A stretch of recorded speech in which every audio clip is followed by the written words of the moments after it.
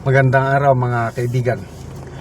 Bigyan natin ng reaction, opinion itong article published dito sa Inquirer.net. Pahayag ni Congressman Tere Ridon na yun daw pag punta ni kampo ni BP Sara, pag-file ng petition sa Supreme Court, lalo daw dadami ang hindi magtiwala sa kanya. Ito title sa article: Ridon, anti-impeach petition to further fuel distrust in Sara Duterte. So bakit niya nasabi yun? Meron siyang binabanggit na survey na 51% daw sa respondents nagsasabi na walang tiwala kay BP. Hindi ako naniniwala doon. Parang ang alam ko sa Pulse Asia survey, positive 28% ang kanyang net trust rating. Ibig sabihin, nakalimutan ko na, walang hindi totoo yung sinasabi ni Congressman Ridon. Hindi ako naniniwala na mayroong 55% sa respondents na hindi nagtitiwala sa kanya. That's a twisting of So, sinasabi nila kasi na dahil nagpetisyon siya sa Supreme Court, o hindi naman siya, mga aliado niyang abogado, kasi yung legal team niya, yung 16 lawyers, hindi naman sila yung nag-file ng petition sa Supreme Court na ipahinto yung impeachment proceedings. So yung mga ibang abogado na, of course, mga maka-Duterte. So nag-evade na daw ng accountability si BP Sara. Ngayon, I disagree yung sinasabi na she's evading accountability. Ang nakikita ko lang is ginagamit lang ni BP Sara yung kanya yung mga aliado niya, sina Attorney Torion, Attorney Vic Rodriguez, Attorney sino pa yon, Bondo, nakikita lang nila na may butas o mayroong overreach. Nakikita nila na hindi na naman sinusunod ng Kongreso yung patakaran na isinet ng Supreme Court. Sabi na ni Atty. Torion, impeachment is constitutional, but fishing expedition during proceedings at the Committee on Justice is not. Kaya basically yun yung reklamo. Huwag kayong sumobra. Dapat ang gawin lang ng Committee on Justice is evaluate lang kung ano yung isinabmitar na mga ebidensya ng mga complainants. Lumalabas kasi ngayon, halos walang ebidensya na ipinakita ng mga complainants. Ang naghahanap na ng ebidensya ay itong Committee on Justice. Nagsusubpuena na sila. At yon yung nakita ng mga abogado, kakampi ni BP Sara, na yun, bawal yun. Kaya nag-petition sila, petition for certiorari, para i-stop ng Korte Suprema yung ginagawa ng Committee on Justice. I don't believe na si BP Sara is evading accountability. Sa tingin ko, mas gusto na ang kampo ni BP Sara na matuloy na ang trial.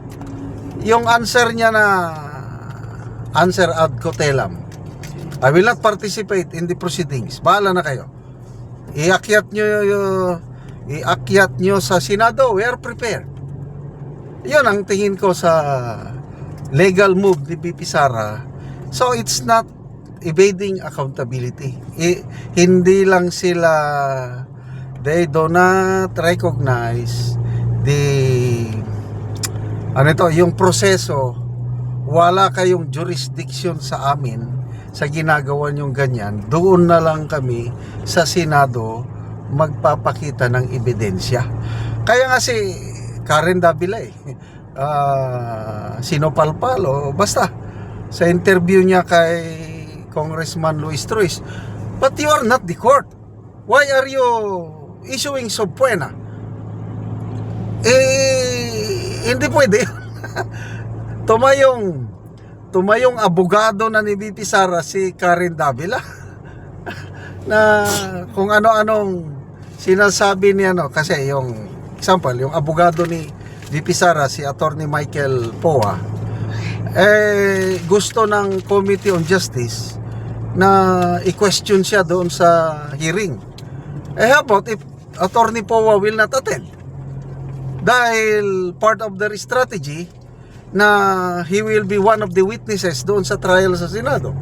Hindi nyo mapipilit. Sabi ni Karen Davila, ayun, medyo wala nang may sagot si Congresswoman Luestro. So, hindi ito, I don't know, kung tingin ni Congressman Ridon na dadami ang distrust kay VP Sara, opinion niya lang yon.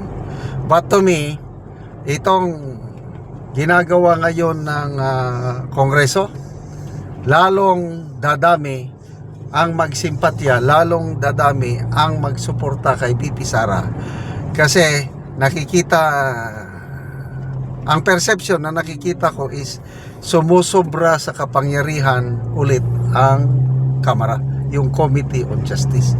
Kaya humanda kayo dyan, baka dito ma-strike to na naman ang mga kongresista dahil baka ma-declare na naman sila na unconstitutional.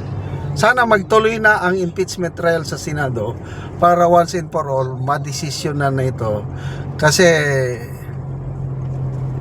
alam naman natin, yung impeachment, it's just a numbers. Sobra sa siyam ang senador na handang bumoto ng acquittal ni VP Sara. So bakit matakot si VP Sara na humarap sa trial? Go na, bloodbath na. So, sorry, I do not agree with Congressman Ridon na sinasabi niya na dadami ang hindi magtitiwala kay VP Sara, bagkus mas marami ang magsisimpatya, magsusuporta sa kanya.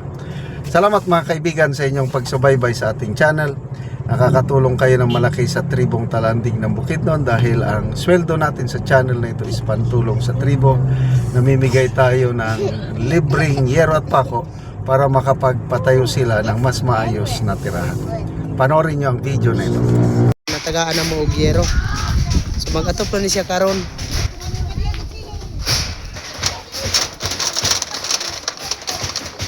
So mao na ni ang iyang atupan karon ni Kuya sa natagaan na mo og yero. Patindog siya og balay.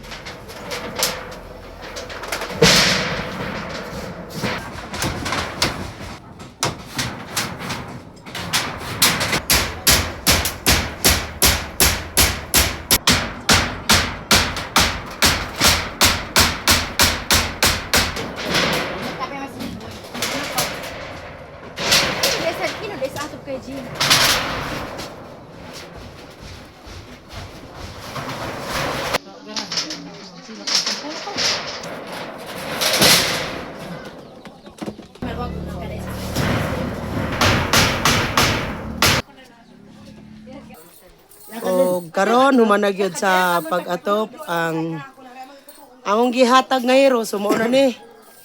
Kuan na gyud kanang nakaatop na gyud ang mga tawo nga gitabangan sa yero. So dili na gyud sila ulanan ani.